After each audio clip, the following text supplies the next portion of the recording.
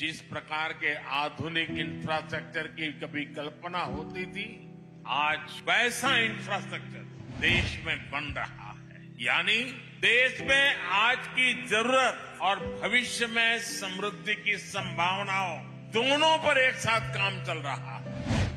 Navi Mumbai metro मार्ग 1। नवी मुंबई पहले इस शहर को सिर्फ मुंबई शहर के विस्तारित रूप में ही देखा जाता था,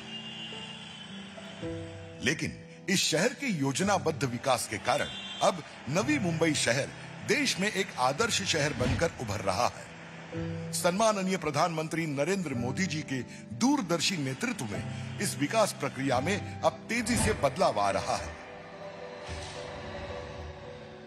शहर की लगातार बढ़ती आबादी और यातायात की जरूरत को देख यात्रा को अधिक सुखद, सुरक्षित और तेज बनाने हेतु नवी मुंबई मेट्रो मार्गिका की स्थापना की है। ये मार्ग एक सुनियोजित सार्वजनिक परिवहन विकास है, जिसमें बेलापुर से पेंढर तक 11 किलोमीटर की विस्तृत दूरी को तय करने हेतु 11 स्थानक है।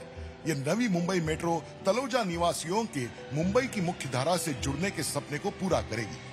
महाराष्ट्र के लोकप्रिय मुख्यमंत्री एकनाथ जी शिंदे, उप मुख्यमंत्री देवेंद्र जी फडणवीस और उप मुख्यमंत्री अजित दादा पवार का अमूल्य मार्गदर्शन निश्चित रूप से उल्लेखनीय है। निस्संदेह ही ये मेट्रो सुविधा नवी मुंबई के भविष्य को आकार देने वाला एक राजमार्ग होगी।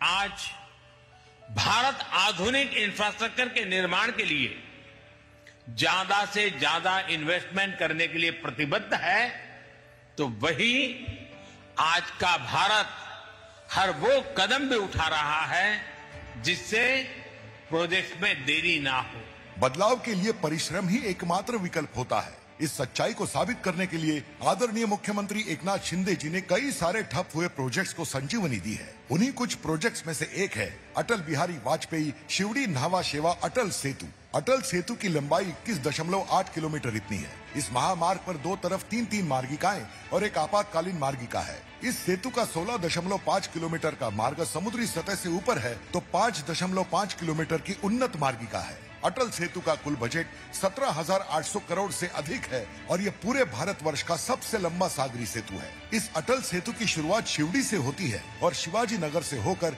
चिरले गांव में इसकी सीमा समाप्त होती है। इन तीनों जगहों से निकलने वाले 3 इंटरचेंजेस भी हैं, जिसकी वजह से मुंबई से रायगढ़, नई मुंबई का हवाई अड्डा, न्हावा शेवा बंदर और मुंबई पुणे द्रुतगति मार्ग इनके बीच का फासला कम होगा।